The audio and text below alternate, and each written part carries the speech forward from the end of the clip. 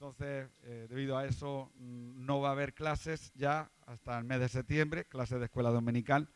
Pero sí hoy la excepción es los adolescentes, ellos sí que van a subir ya como despedida. Así que los adolescentes pueden subir a su clase. Y escúchenme un momentito, por favor. La guardería es única y exclusivamente para niños de 0 a 3 años. Más de 3 años, por favor, no entren. Porque a veces se juntan allí niños de 5, de 6, de 7 años.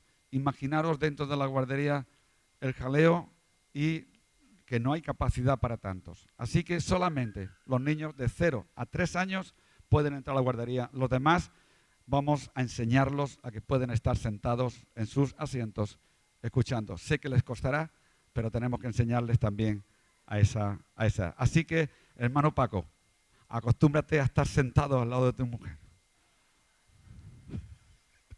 Muy bien. Adelante, los adolescentes pueden subir. Y en esta mañana va a traer la palabra nuestro hermano Miguel. Así que, hermano Miguel, adelante. Dejamos que el Señor nos ministre a través de la palabra que está en el corazón de nuestro hermano Miguel. Y los demás estemos atentos. Amén.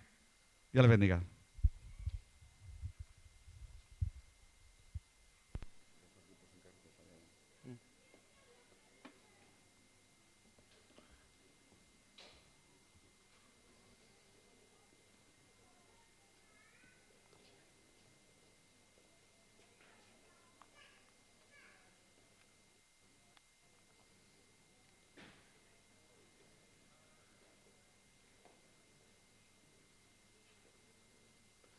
Señor bendiga a todos. La verdad que como iglesia y como familia, los que ayer pudimos estar reunidos aquí en la Plaza Merced, pues la verdad que fue una gran bendición poder estar en aquel lugar y unos de una manera u otra pudieron compartir el Evangelio, el mensaje de Jesús. Y yo hablaba con Paula al terminar que el poder tener esa oportunidad, ese privilegio de compartir la palabra del Señor, sea con quien sea una multitud, sea una persona, sea tu papá, sea tu mamá, y sea un hermano, siempre es sano para uno mismo también. La verdad que uno se siente con gozo, en el interior, con anhelo de poder llevar ese mensaje cada día más a la sociedad. Ayer estuvo también una palabra que se me quedó de muchas que se hablaron. Es José cuando estuvo compartiendo su testimonio. La verdad, y es la verdad que él dijo que este mundo, en catalán, él lo dijo en catalán, yo parlar en catalán lo tengo francamente un poquito mal.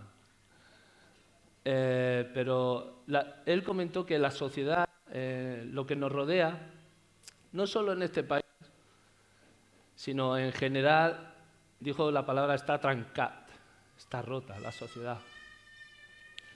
Hemos visto esta semana por las noticias, lamentablemente, y eso te hace preguntas, incluso dentro de la iglesia. A uno mismo, familia, lo que sucedió el miércoles, parece que esto falla, ¿no? No me siento cómodo. Va a fallar más, si no, cojo el micro. Sí, ¿verdad? Córtame de aquí. Córtalo.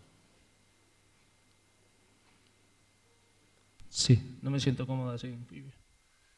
Vimos en las noticias este miércoles como lo que sucedió en Francia. Yo cuando lo escuché por la radio cuando iba a trabajar, te hace que pensar, ¿no? Familias que están paseando tranquilamente por el paseo allá en Niza, estaban celebrando la fiesta mayor o la fiesta de Francia y se encuentran con algo inesperado. Y hemos escuchado por las noticias me parece que van 84 personas muertas, niños, familia entera. 100 y pico, lo de Francia. 100 y pico, bueno, 100 y pico. Sé que había muchos que estaban heridos muy graves y que estaban, bueno. Y eso te trae que pensar, ¿no? A los 2 días encontramos otra noticia lamentable, que Turquía hubo un golpe de Estado en el cual han muerto cerca, no sé tampoco el número, Gregorio es de número, 160 o casi 200 personas. En nada, en 2 o 3 días, una cosa una detrás de otra. Escuchamos, y son cosas que escuchamos de muchas que no quizás ni conoceremos y que suceden a nuestro alrededor. El mundo está roto, el mundo está lamentablemente en una decadencia. Dice que estamos evolucionando. Yo creo que eso es mentira, yo creo que el hombre está cada vez peor. El hombre no evoluciona, está cada vez peor. Pero no solamente eso, sino vemos, compartía con compañeros de trabajo por esto que está sucediendo, como no solamente lo que está sucediendo a nuestro alrededor, que uno no sabe si ir al Carrefour o ir en tren o coger el avión, porque todos estamos hoy día por lo que está sucediendo, el terrorismo, no estamos exentos a que pueda suceder algo en cualquier lugar. Incluso dentro de una iglesia, escuchamos iglesias que son quemadas con los miembros de la iglesia dentro, adorando al Señor. No estamos exentos a que lo que está sucediendo no solo pasa dentro de la sociedad, sino incluso dentro de la iglesia. Y te hace que pensar y te hace que pregunta, uno piensa, ¿no? Eso de Niza yo escuché en un periódico cristiano, hablaban de que había una familia cristiana, también murieron. Y dice, bueno, ¿y qué está sucediendo en este mundo, no? Todo pata arriba. Hablaba con un compañero de trabajo este viernes, bueno, con 2, estábamos almorzando y estábamos compartiendo que no solo la guerra, el terrorismo, sino incluso dentro de la familia vemos como ya el respeto al papá, a la mamá ya no hay. Como se levantan los niños, las niñas contra los papás, contra las mamás. O sea, todo fatal. Vemos cómo se levantan leyes en contra de lo que es una vida moral.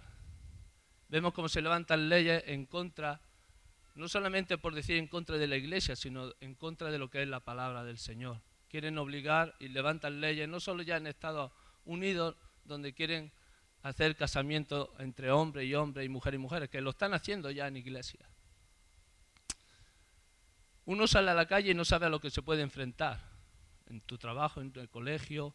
Nuestros hijos vienen a casa y nos cuentan, papá, tengo un amigo o un compañero del cole que tiene este problema o diversos problemas y te traen sus cargas y te lo cuentan los papás y quizás son homosexuales, lesbianas, te hablan si el sexo se puede hacer dentro o fuera ya del matrimonio, porque en la sociedad si te vas virgen al matrimonio eres un desecho de la sociedad.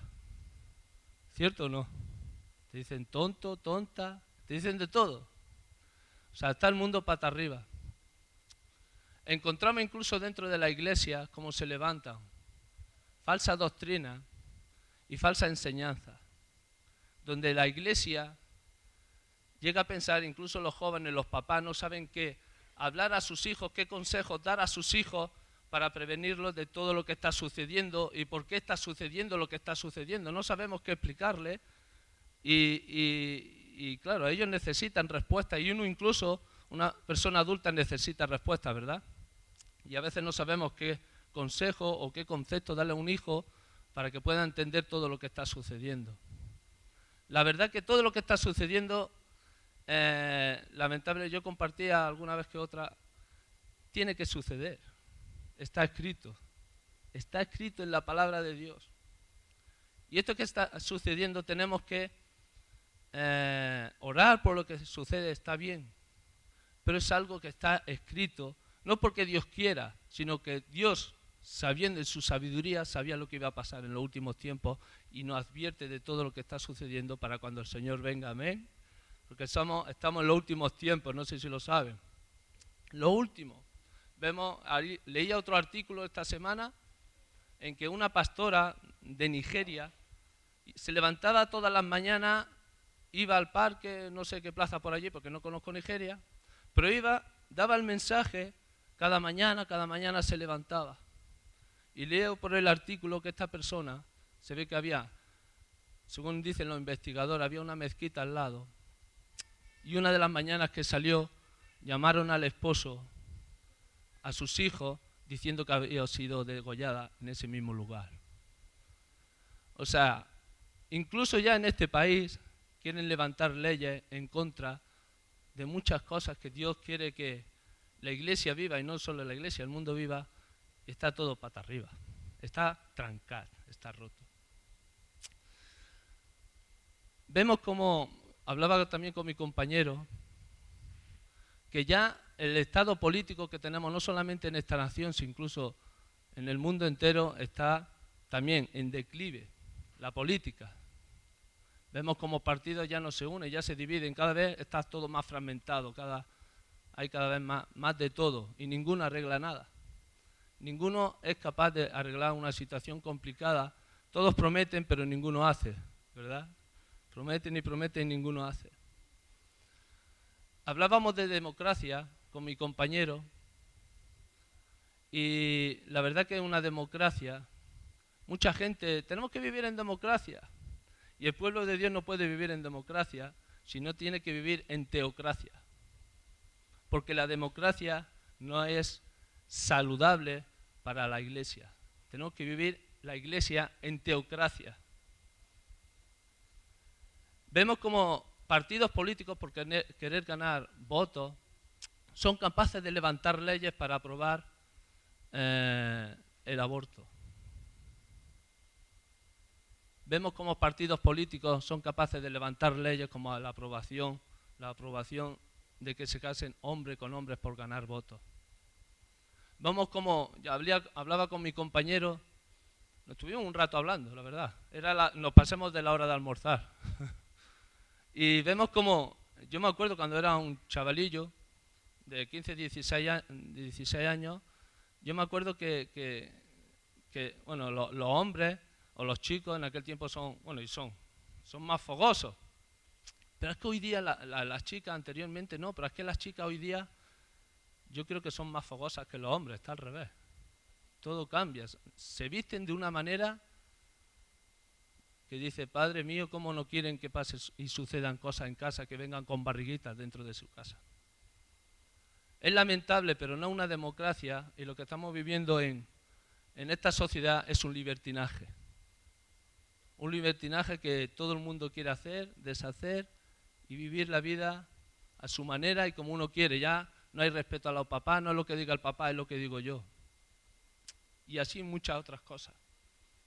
Vamos a leer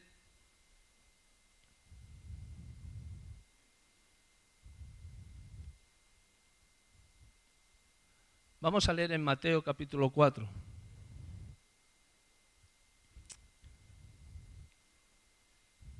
Capítulo 4, versículos 3 y 4. Señor Jesús, te damos gracias, Padre, porque sabemos que tu presencia está en este lugar, que está con nosotros, que tú estás en nosotros, Señor. Sabemos que tú eres tan real como el aire que respiro, Señor. Como hablaba Efraín la semana pasada, tú eres el Creador y tenemos ante nuestros ojos evidencia de que tú eres real, que cada día, cada mañana tú nos presentas cosas, Señor, en las cuales podemos ver de que donde tú te mueves, Señor, el sol, la luna, las estrellas, Señor. Gracias, Padre, porque queremos que en esta mañana tu palabra sea tu palabra. Pon en mi boca, Señor, tu palabra, Señor, lléname de tu espíritu y que tú puedas tocar nuestras almas, Señor, en el nombre de Jesús. Amén. Mateo 4, 3 y 4. Estuve compartiendo la última vez que estuve compartiendo con vosotros un poco este versículo. Dice el versículo 3. Yo me hacía una pregunta antes de leerlo. El título de la predicación de hoy es ¿cómo vive el hombre hoy, en los tiempos de hoy? ¿Cómo vive el hombre en los tiempos de hoy? He hecho un gran resumen así rápido y vemos que está en decadencia. Y uno se pregunta, ¿cómo vive el hombre en los tiempos de hoy? Hubo una respuesta de Jesús a Satanás que le dijo, Dice así el versículo 3. Y vino a él el tentador y le dijo, si eres hijo de Dios, di que estas piedras se conviertan en pan. Y Jesús respondió y dijo, escrito está, no solo de pan vivirá el hombre. Dile al que tiene a tu lado, no solo de pan vivirá el hombre. No solo de pan vivirá el hombre, sino de toda palabra que sale de la boca de Dios. Díselo también. Sino de toda palabra que sale de la boca de Dios. Aquí tenemos una respuesta contundente de Jesús a Satanás cuando le tentó en el desierto. Satanás, sabemos la historia, que vino a tentarle y quiso dar, sabía que tenía hambre Jesús y le quiso también dar reino y el mundo y no sé qué, y para aquí que para allá. Pero Jesús respondiendo le dijo, no solo de pan vivirá el hombre.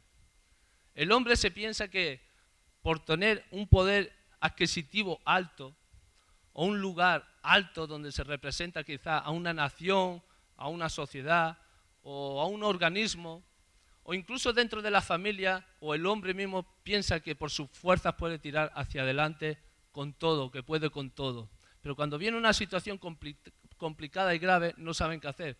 Es descontrolado, no pueden. Y Jesús le da una respuesta a Satanás. Dice, no solo de pan vivirá el hombre. ¿Cómo vivirá el hombre? Digan, es como en la escuela dominical. De toda la palabra que sale de la boca de Dios. ¿Cómo tenemos que vivir en la iglesia? No tenemos escuela dominical, pues la tenemos aquí abajo, arriba. De toda palabra que sale de la boca de Dios. Así es como tenemos que vivir. Y una palabra y algo contundente que le dice Jesús a Satanás. Contundente.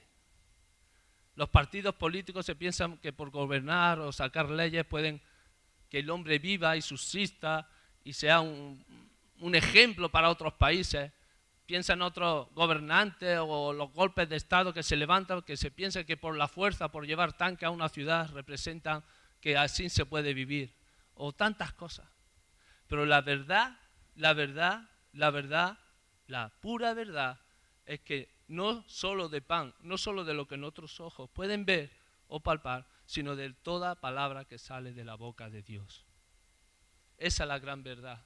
Ahora, ¿en qué lugar y en qué posición podemos estar nosotros? Vamos a leer hay una historia en Primera de Samuel.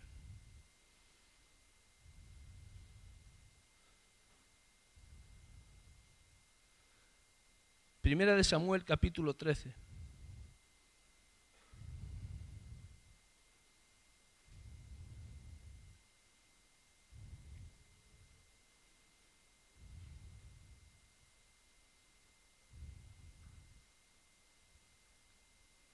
Versículo 1. Vamos a leerlo del 1 hasta el 23. Hace ya un tiempecillo de esto. Dice así la palabra del Señor. Había ya reinado Saúl 1 año, y cuando hubo reinado 2 años sobre Israel, escogió luego a 3,000 hombres de Israel, de los cuales estaban con Saúl 2,000 en Micmax, y en el monte de Betel, y 1,000 estaban con Jonatán en Gabaa de Benjamín. Envió el resto del pueblo, cada uno a sus tiendas. Y Jonatán atacó a la guarnición de los filisteos que había en el collado, y lo oyeron los filisteos. E hizo Saúl tocar trompeta por todo el país, diciendo, oigan los hebreos. Y todo Israel oyó que se decía, Saúl ha atacado a la guarnición de los filisteos, y también que Israel se había hecho abominable a los filisteos. Y se juntó el pueblo en pos de Saúl en Gilgal. Entonces los filisteos se juntaron para pelear contra Israel, 30,000 carros, 6,000 hombres de a caballo, y un pueblo numeroso como la arena que está a la orilla del mar. Y subieron y acamparon en Micmas, al oriente de Betabén. Cuando los hombres de Israel vieron que estaban en estrecho, porque el pueblo estaba en aprieto, se escondieron en cuevas, en fosos, en peñascos, en rocas y en cisternas. Y algunos de los hebreos pasaron al Jordán a la tierra de Gad y Galaad. Pero Saúl permanecía aún en Gilgal y todo el pueblo iba tras él temblando. Y él esperó 7 días conforme al plazo que Samuel había dicho. Pero Samuel no venía a Gilgal y el pueblo se desertaba. Entonces dijo Saúl: traedme holocausto y ofrendas de paz. Y ofreció el holocausto. Y cuando él acababa de ofrecer el holocausto, he aquí Samuel que venía. Y Saúl salió a recibirle para saludarle.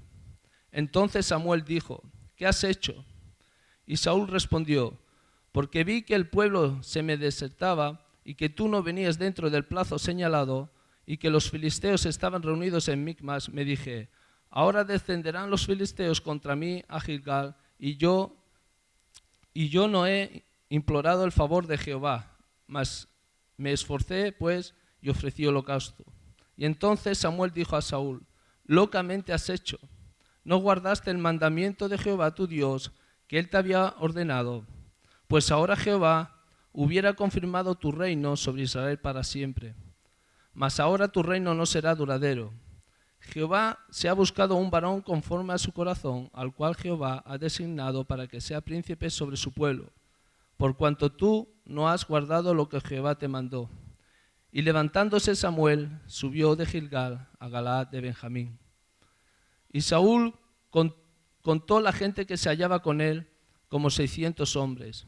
Saúl pues y Jonatán, su hijo, y el pueblo que con ellos se hallaba, se quedaron en Gabaa de Benjamín. Pero los filisteos habían acampado en Micmax. Y salieron merodeadores del campamento de filisteos en 3 escuadrones. Un escuadrón marchaba por el camino de Ofra hacia la tierra de Sual. Otro escuadrón marchaba hacia Bet-Orón.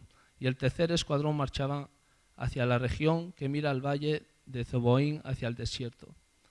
Y en toda la tierra de Israel no se hallaba herrero, porque los filisteos habían dicho: para que los hebreos hagan espada o lanza, por lo cual todos los de Israel tenían que descender a los filisteos para afilar cada uno la reja de su arado, su azadón, su hacha, su hoz.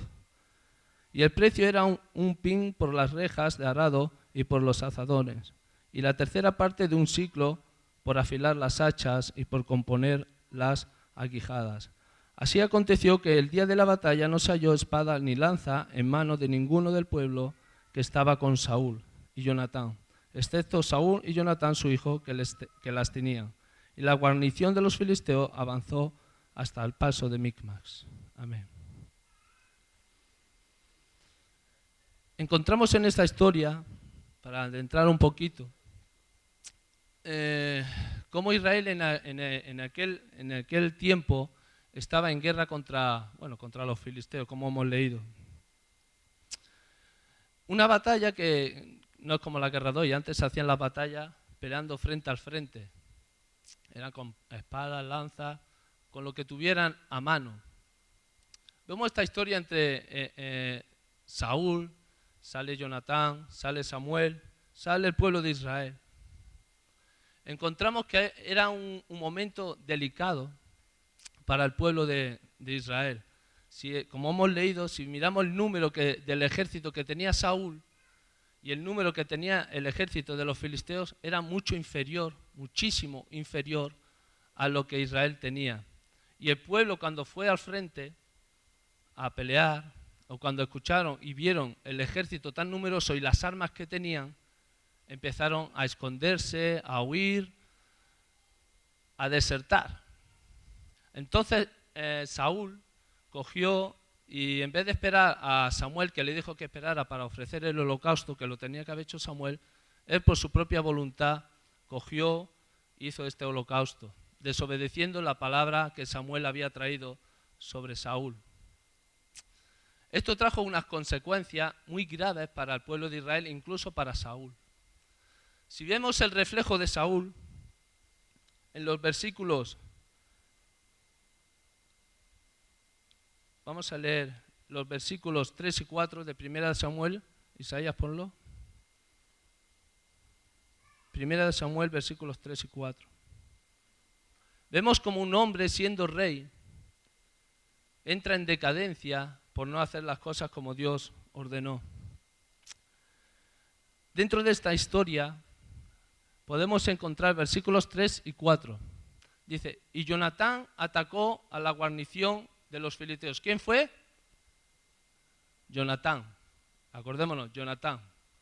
A la guarnición de los filisteos que habían en el collado. Y lo oyeron los filisteos. E hizo Saúl tocar trompeta por todo el país diciendo, oigan los hebreos. Y todo Israel oyó que se decía, Saúl ha atacado a la guarnición de los filisteos. ¿Quién atacó la guarnición de los filisteos? ¿Qué dijo Saúl al pueblo quién había sido? Él. O sea, vemos un hombre mentiroso. ¿Sí o no? Él fue el que proclamó diciendo que él había sido el que había vencido la guarnición. ¿Pero quién fue? Jonatán. ¿Quién era Jonatán? Su hijo. Saúl y todo Israel oyó que se decía, Saúl ha atacado a la guarnición de los filisteos, y también que Israel se había hecho abominable a los filisteos, y se juntó el pueblo en pos de Saúl en Gilgal. Aquí vemos una mentira, pero no solo una mentira. Un hombre cuando miente, hay muchas cosas alrededor que pueden ser influenciables en su vida. Saúl era papá de Jonatán, y como padre, cada uno de los que estamos aquí conocemos a nuestros hijos, ¿sí o no? Sabemos sus debilidades, su fuerza, su fortaleza, todo, lo sabemos todo, ¿sí o no, papá? Y los hijos deben de saber que los papás conocemos todo de vosotros, todo. Sabemos cuando actúa, cuando os contraéis mal, sin palabras, nada que con el rostro os conocemos. Saúl conocía bien a Jonatán y Jonatán también conocía bien a su papá.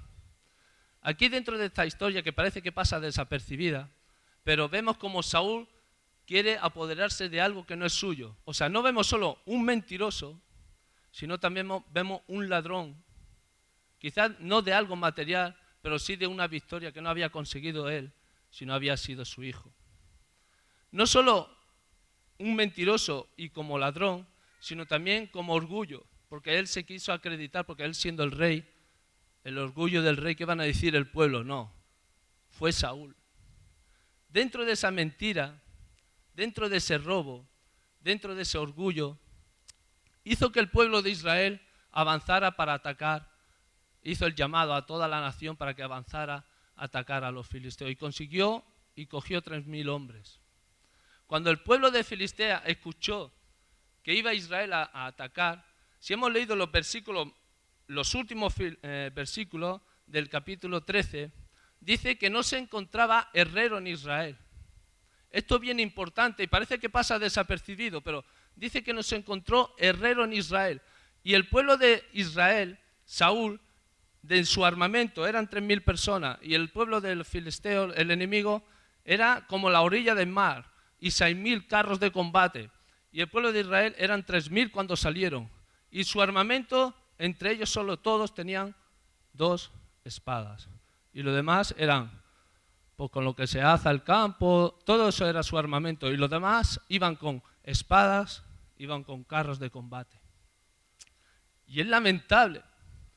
El pueblo de Filistea en aquel tiempo, según la historia, era quien en aquel lugar dominaba el tema del hierro. Digamos que eran los casi, no puedo decir la palabra inventores, pero sí que dominaban el tema del hierro. Y Israel, cada vez que tenía que afilar algo, dice la palabra, que tenía que bajar al territorio de los filisteos para afilar sus arados, todo. Sabiendo esto, los filisteos hizo una estrategia para poder derrotar a Israel. Vamos a impedir que no haya de mandar herreros a su pueblo. Vamos a hacer que ellos vengan a Filistea y así sabremos si tienen espadas. ¿Por qué? Porque tenían que ir a ellos, al enemigo, a afilar sus espadas, sus cuchillos, su todo. Siendo muy astutos los filisteos, sabiendo todo eso, salieron con un gran ejército, más numeroso y con un armamento superior. Vamos, es como si tú salieras con un palito contra 1 millón de soldados, ¿me entienden?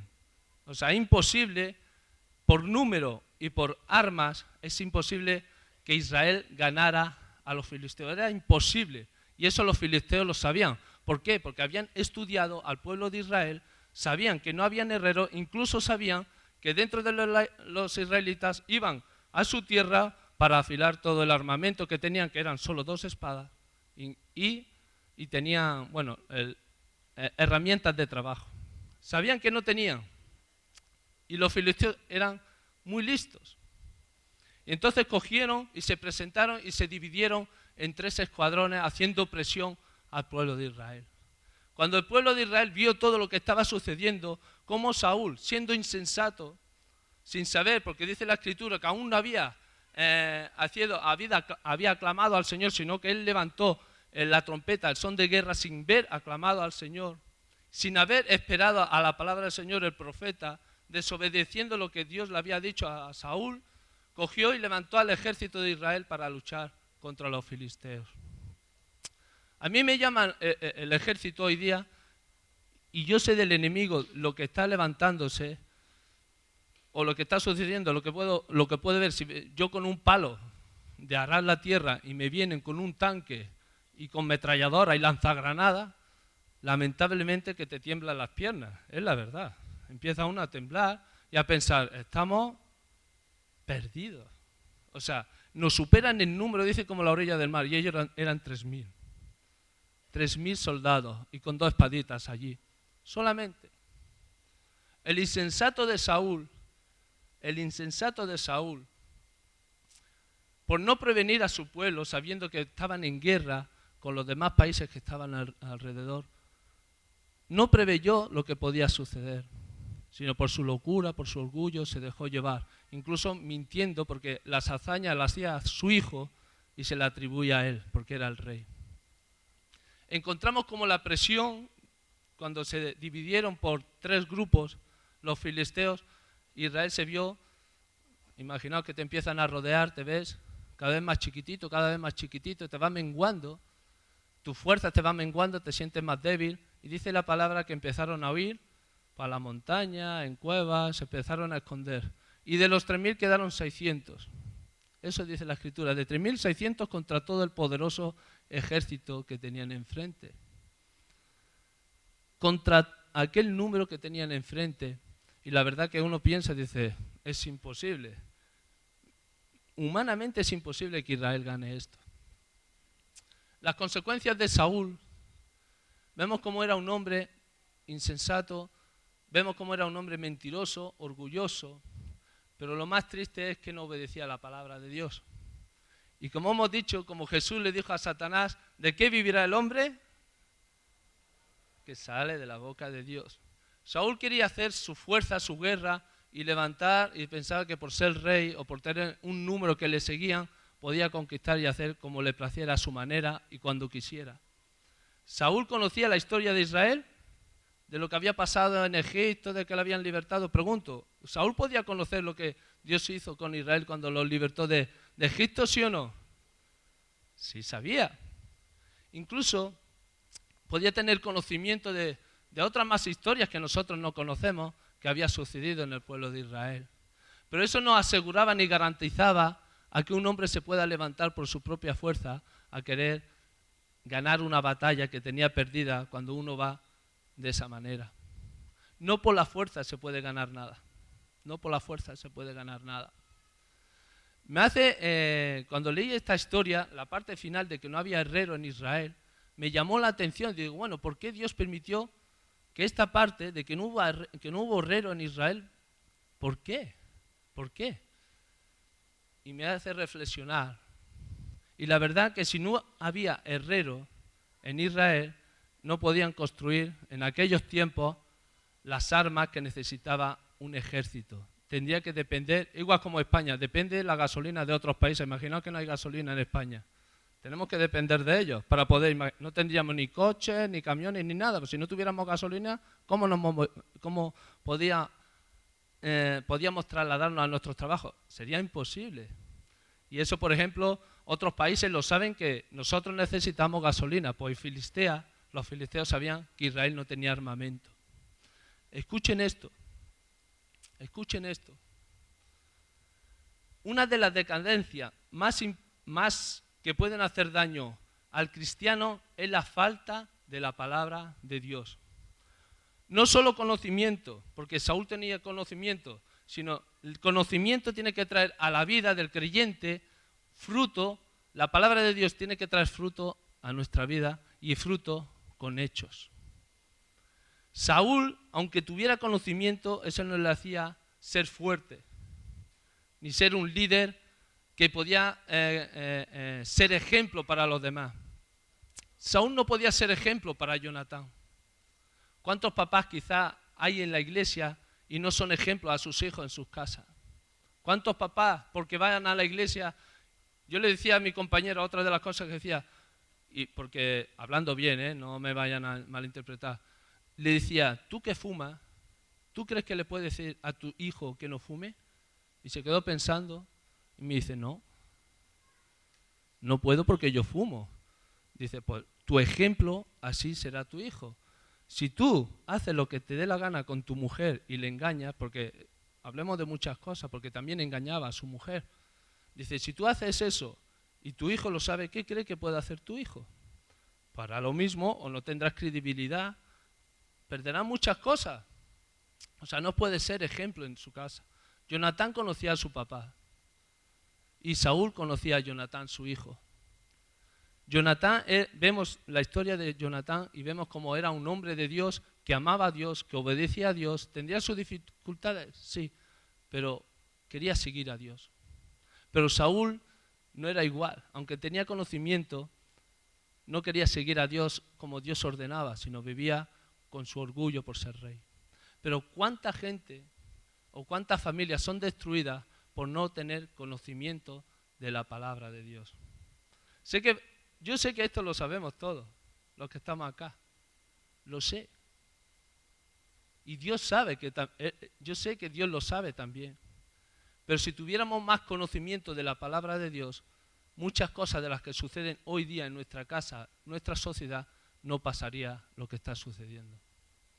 Si tuviéramos conocimiento y pudiéramos poner en práctica lo que el Señor nos habla. Los filisteos es reflejo de lo que Satanás puede hacer a nuestra vida. Satanás te va a coger y va a hacer un estudio de Rosa, va a coger Satanás y a sus diablos y va a hacer un estudio de Leo para saber cuáles son sus debilidades, sus problemas, sus dificultades, su fuerza, para saber cómo ir a Leo y destruirlo. Con Rosa, con Santi, con Antonio, con todo, conmigo, con Mari Carmen, con Gregorio. Satanás analiza al creyente. Satanás es astuto.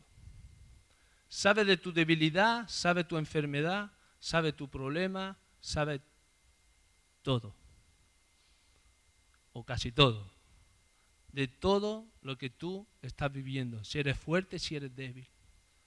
Los filisteos eran astutos y estudiaron al pueblo de Israel para saber dónde hacer daño y destruir a Israel. ¿Qué creen? ¿Qué creemos nosotros que Satanás quiere con nuestra alma? ¿Qué piensan? ¿Estamos exentos de los ataques de Satanás? ¿Estamos exentos a lo que él puede hacer a nuestra vida? No estamos exentos. Él analiza al creyente, analiza al pastor, analiza al último que ha venido, analiza para saber dónde hacerle frente en su debilidad. Quizás muchos de aquí no tienen, bueno, yo es que no tengo grandes pecados, yo no mato, yo pues no me drogo, pero quizás estás viendo cosas que no debes de ver por internet. Quizás tienes vicios que no debes de tomar. Quizás levantas falso testimonio como Saúl contra su hijo, que si leyéramos el capítulo 14 y otro quiso incluso hasta matar a su propio hijo, levantando falso testimonio contra él. Quizás aquí alguno puede levantar falso testimonio contra un hermano. Quizás muchos de aquí o algunos de aquí pueden levantarse y hablar de lo que sucede en la casa del pastor. Aquel pastor y sus hijos. y empiezan a levantar ahí un ambiente tan bonito, tan edificante, tan agradable. Mira el pastor, mira, y tú que estás escuchando, te sientes súper gozoso.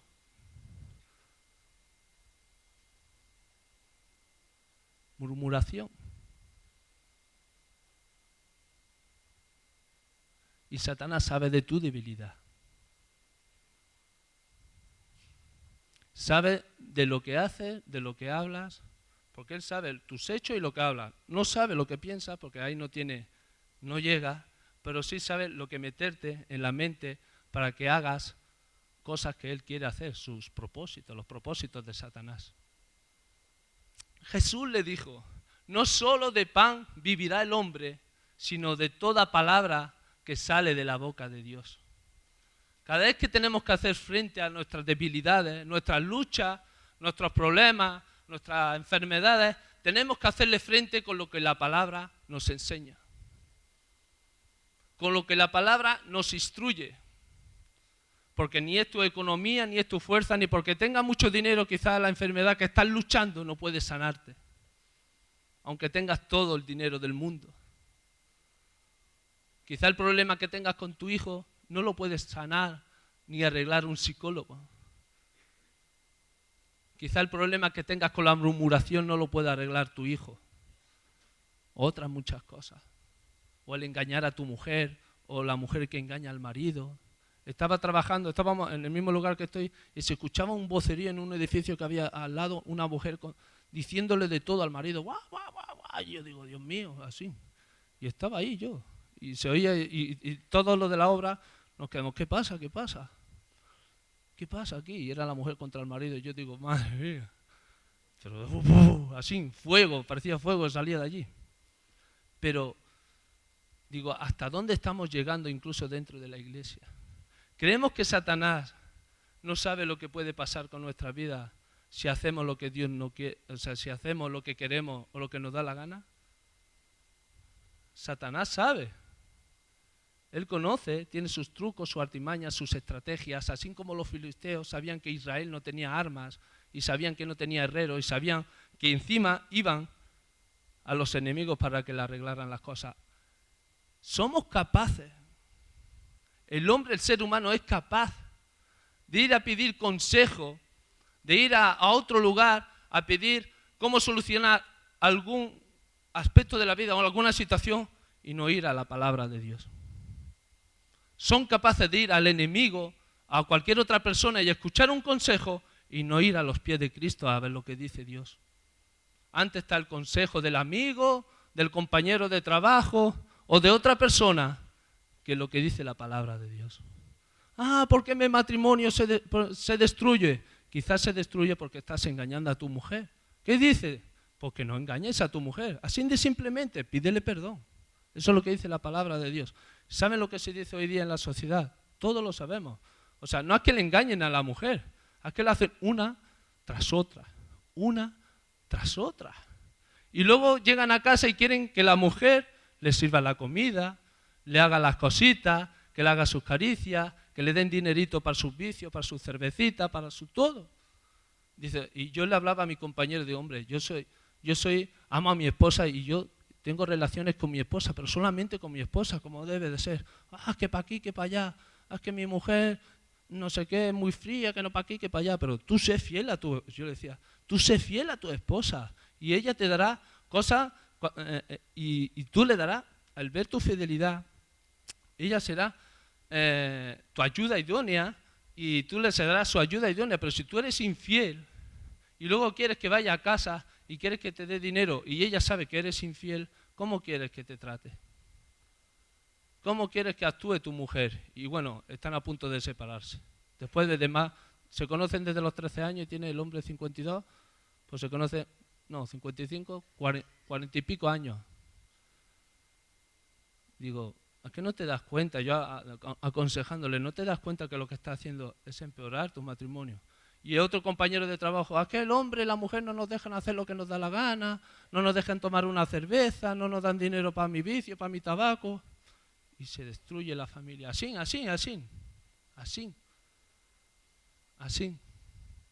Pero es que eso dentro de la iglesia también está. Hay problemas padre e hijo, llega el Gregorio, le da su consejo al papá o a la mamá o al hijo y no obedecen. O sea, y le dan consejos sobre la palabra de Dios y prefieren escuchar consejos o lo que dice la televisión o lo que dice el político o lo que dice aquel o lo que dice aquel. Igual que Israel, iban a los filisteos a que le hicieran las cosas. Cuando eso lo tenían que buscar en Dios. ¿Cuántas cosas buscamos fuera antes que Dios? ¿Cuántas veces inclinamos estas dos cosas de aquí? ¿Cómo se llaman? ¿La qué? O sea, las rodillas Dios no solo nos las dio para poder andar y articular, sino también para poder arrodillarnos. Pero el hombre no se puede arrodillar. Eso sería una humillación, ¿verdad? O que el hombre no llore, todo esto.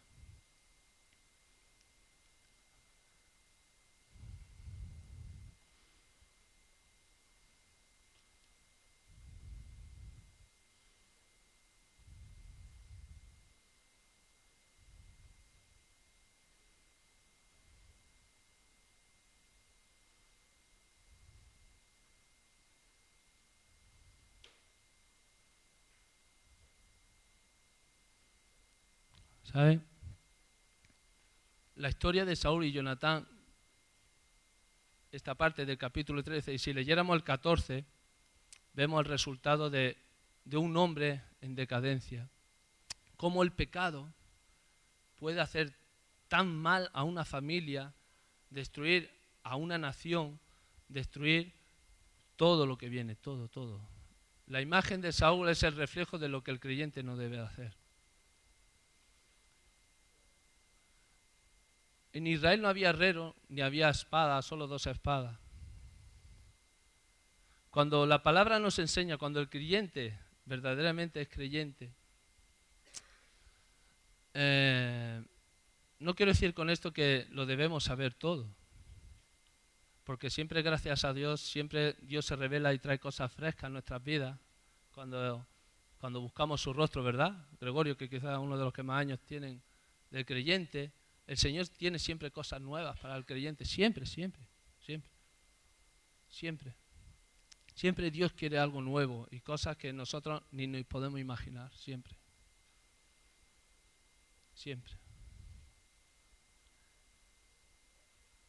El rey Saúl, siendo rey, no tenía una visión para el pueblo de Israel.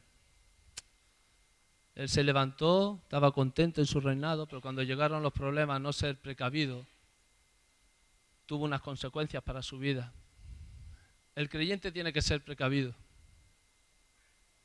Dice la palabra del Señor que tenemos que estar preparados ¿para qué? Para toda buena obra. Dice, tenemos que estar preparados. Vamos a leer en 2 de Timoteo, capítulo 3, 16-17.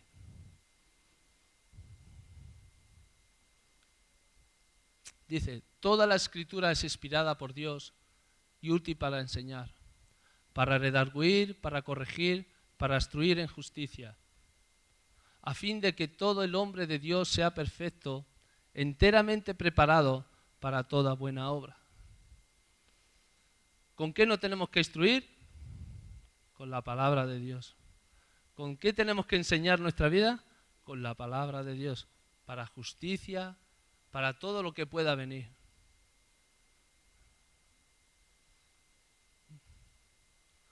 Hago una reflexión en todo esto. Efra, porfa. Haciendo una reflexión en todo esto,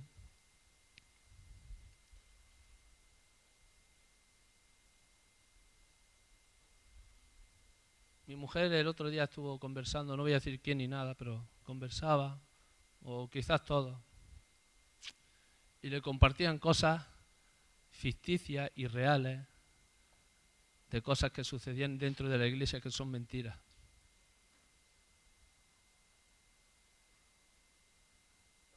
el enemigo es muy astuto y quiere venir a destruir, a robar y a matar. Y el creyente, aun sabiéndolo, porque lo sabemos, esto que estoy contando no es nuevo, ignoramos muchas veces el poder de Satanás o la influencia de tus palabras tan edificantes contra otra persona, contra tu hermano. A veces somos tan inteligentes que entramos en las artimañas de Satanás de cómo destruir la familia y nos dejamos llevar. Luego llega a oídos de la persona quizás esas palabras, y quizás esas palabras pueden destruir a esa familia o a esa persona.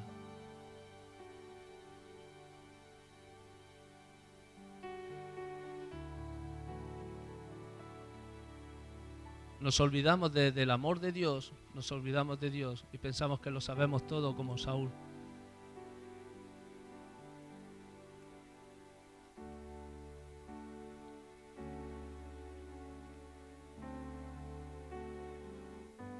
El Señor siempre puede asombrarnos con cosas maravillosas cada día. Pero gracias a Dios que es fiel, amén.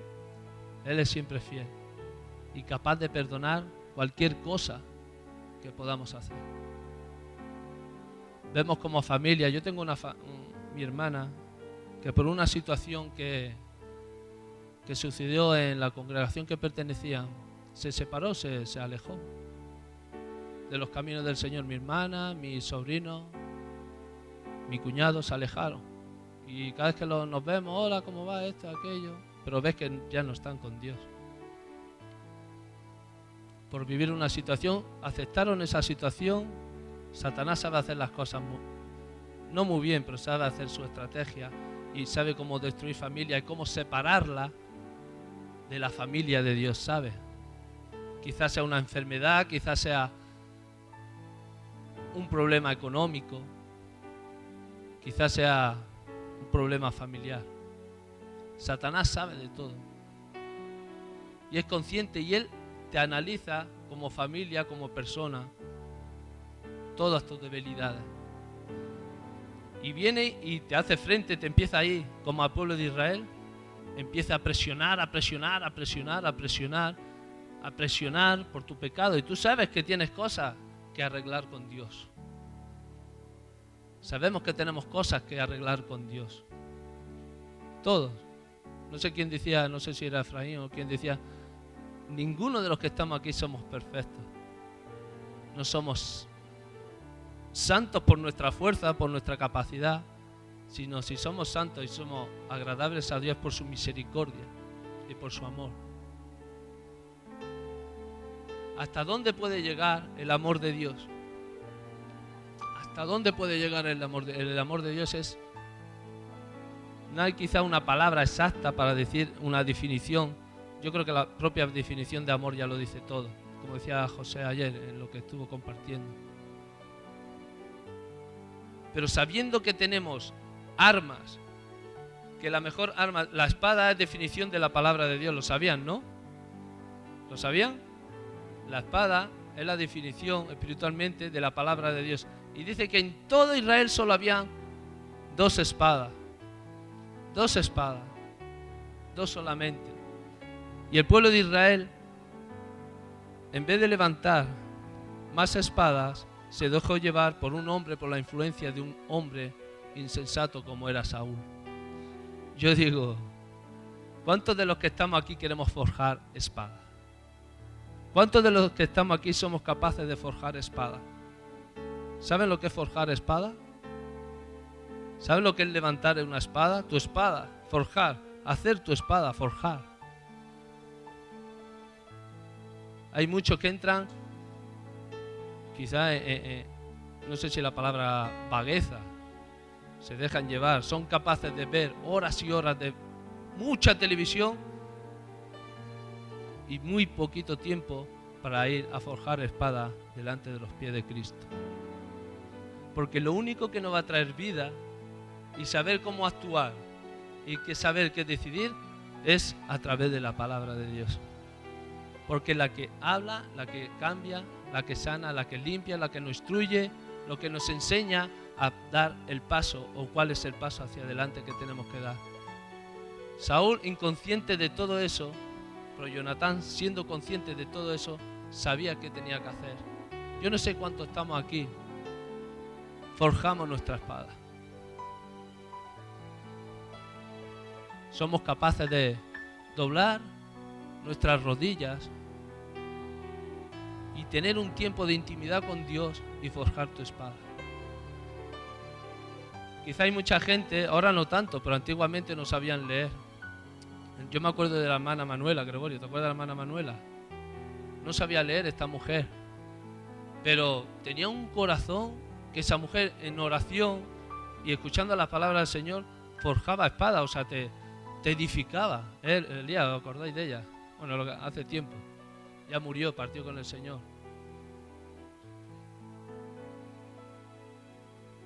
Veo la cara del creyente, de muchos de los que están aquí y otros que conozco, y nada más que con el rostro refleja lo que hay en tu alma. ¿No os habéis dado cuenta que a veces el rostro refleja lo que hay en tu alma? ¿Cierto? Cuando lo ves triste al Leo, yo me doy cuenta. Bueno, al Leo es que se le nota un montón. No sé cómo lo hace, pero lo hace súper bien. Cuando está mal, está mal. Es un fenómeno. Y cuando está bien, otro fenómeno, está súper bien. Pero hay otros que a lo mejor le cuesta más, ¿no? Expresar lo que siente. Pero yo eso elogio en Leo porque muestra realmente cómo está. No hay una doble imagen, ¿vale? Y eso es de honrar, porque no todos tenemos esa capacidad de poder ser tal y como somos o lo que estamos viviendo, porque quizás en ese momento veo a mi hermano Leo así y me iré y le daré un abrazo o una palabra, ¿qué tal, Leo? A lo mejor ni te habla y te responde, ¡buah! Te pega un tiro por ahí. Emilio, bueno, el Emilio también lo conoce y él lo sabe. Pero es sincero y eso es de honrar. Eso es de honrar. Pero ¿cuánto tiempo pasamos delante de la presencia del Señor?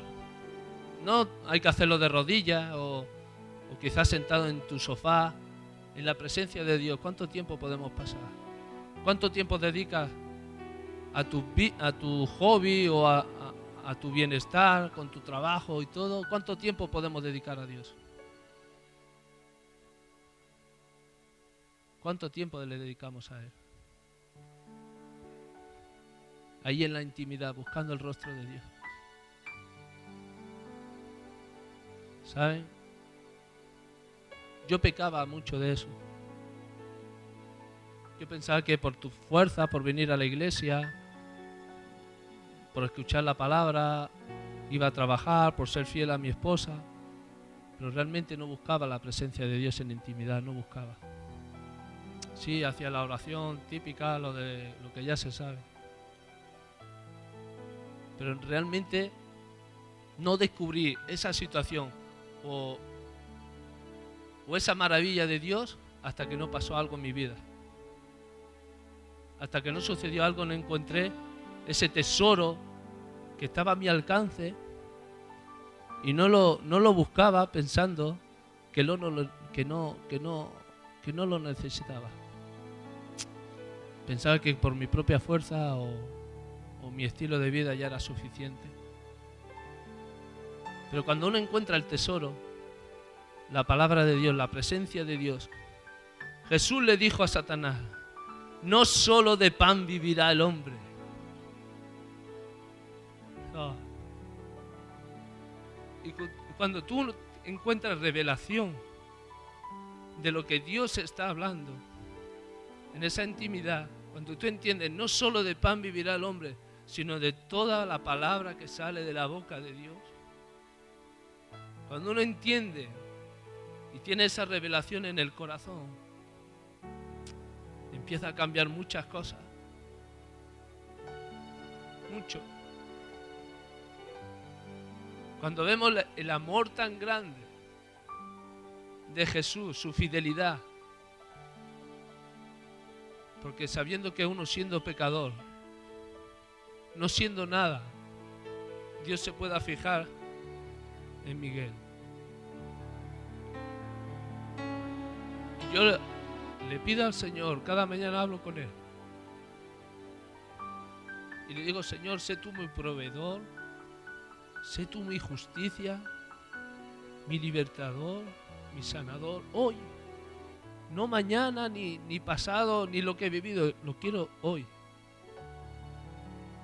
Quiero que seas mi juez, quiero que seas mi proveedor, el que llena mi casa, el que llena mi nevera. Le pido que el Señor me dé entendimiento, sabiduría para hacer las cosas. Pero hasta que uno no descubre que es a los pies de Cristo, que no solamente el conocimiento que uno pueda tener de la palabra de Dios, sino cuando tú te rindes por completo a Jesús, empiezas a tener esa revelación, esa frescura de la palabra de Dios. Y aunque te lo digan 1000 veces, yo me abrazaría con Jesús 1000 veces y 200.000 veces y 500.000 veces, es que no lo soltaría. No lo soltaría, pero claro, y yo sé que Él no me suelta y yo sé que tengo que salir de ahí y tengo que irme a trabajar y coger el coche y ya en el trabajo. Y ya te lías con las cosas para aquí, para allá. Pero que cada día cuando voy a los pies del Señor, aquí no puedo vivir. No se puede vivir. No se puede vivir. Y entiendo cuando Jesús le dijo a Satanás, no solo de pan vivirá el hombre. Y aunque venga una situación fuerte o difícil a mi vida, me siento también libre. Porque así lo dice la palabra de Dios. No me va a atar la enfermedad, no me va a atar la falta de economía, no me va a atar ninguna situación que pueda venir contra mi vida, porque Jesús dice en su palabra que Él me ha hecho libre. Y yo creo, como decía Santi, yo creo a Dios. Cuando uno vive lo que la palabra dice, lo que la palabra nos enseña, es miel en los labios, es dulzura a tu corazón, es sanidad en tu interior, son ríos de agua viva. Empieza Dios a hablarte, a traerte revelación de cómo es Dios para contigo, y no hay nada mejor, no hay nada mejor que estar ahí, descubrir eso, ese tesoro. Y aunque venga Satanás y quiera levantarse contra mí, yo sé que Dios va a pelear por mí. No estoy exento de que Satanás venga contra mí, pero yo sé que Dios pelea por mí. Yo sé que Dios me va a librar de muchas batallas que inconscientemente aún ni las sé, pero aún las que sé, yo sé que Dios me libra. Y no hay nada que Satanás pueda hacer y destruir mi vida, porque yo sé en quién he creído. Yo no sé si tú eres capaz de reflejar o decir a tu espíritu, al Señor, dice, yo sé en quién he creído. Y decirle a Satanás, aunque vengas contra mí, no podrás, porque Jesús está conmigo. Y no peleo yo, no pelea mi fuerza, sino pelea lo que la palabra de Dios me enseña. Y cuando peleas la palabra de Dios, lo que me enseña, no hay nada imposible para Dios. Lo que predicó, no hay nada imposible para Dios. No hay ninguna situación que pueda destruir tu alma. Te vas a levantar, vas a forjar espada y vas a pelear contra Satanás y no te va a engañar. No te va a engañar. No te va a engañar. No te dejes engañar. Ven a los pies de Cristo. Aunque seamos creyentes, tenemos que ir a los pies de Dios cada día. No por ser creyente ya está hecho todo, sino tenemos que luchar, forjar espada cada día a los pies de Cristo. Hay una canción que hemos cantado. Mi mujer decía esta mañana, oye, ¿por qué no canta esta canción para ministrar? Decía. Digo, no lo sé, yo no lo sé. Yo cuando no sé lo que voy a hacer, si no me dejo llevar por lo que el Espíritu me pueda ministrar. No sé si me entiende, bueno, tampoco me importa. Pero Pero cuando el Espíritu Santo trae algo a tu vida, sea la edad que tenga, cuando el Espíritu Santo trae algo a tu vida, no tengas temor de decirle gracias, Señor, y postrarte a los pies de Dios. Aunque no tengas nada que tú pienses que ofrecer, sí tienes que ofrecer mucho a Dios, ofreciendo tu vida porque le pertenece a Él. Ofréceselo cada día. Señor, aquí estoy a tus pies.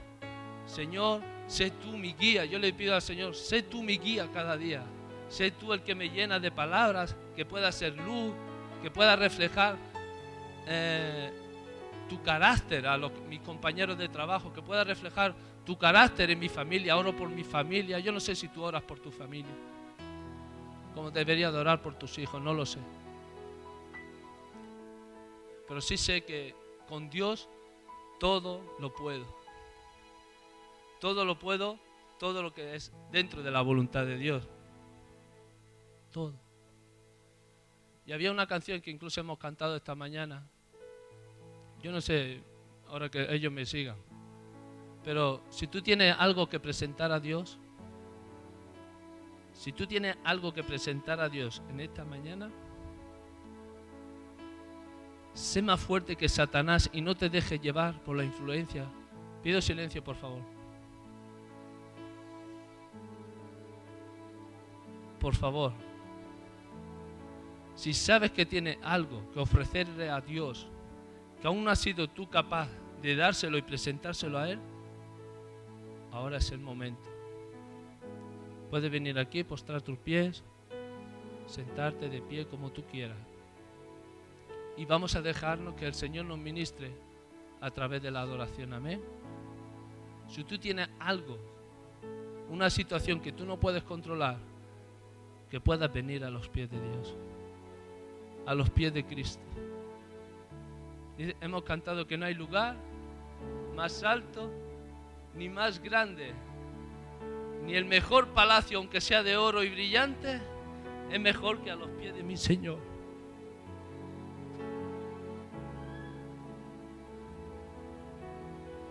Aunque esté en el monte más alto, presenciando esa hermosura de monte, Dios es más grande que ese monte. Aunque pueda contemplar todas las estrellas y todas las galaxias a la vez, aunque mis ojos puedan contemplar eso, lo que más deseo en mi vida es contemplarle a Él, al Creador. No hay lugar y no hay nada en este mundo que te pueda ofrecer lo que Dios ofrece cada vez que venimos a los pies de Cristo. Nada. Nada.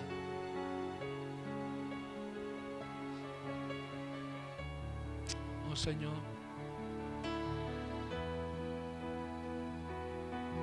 tu misericordia es buena, Señor.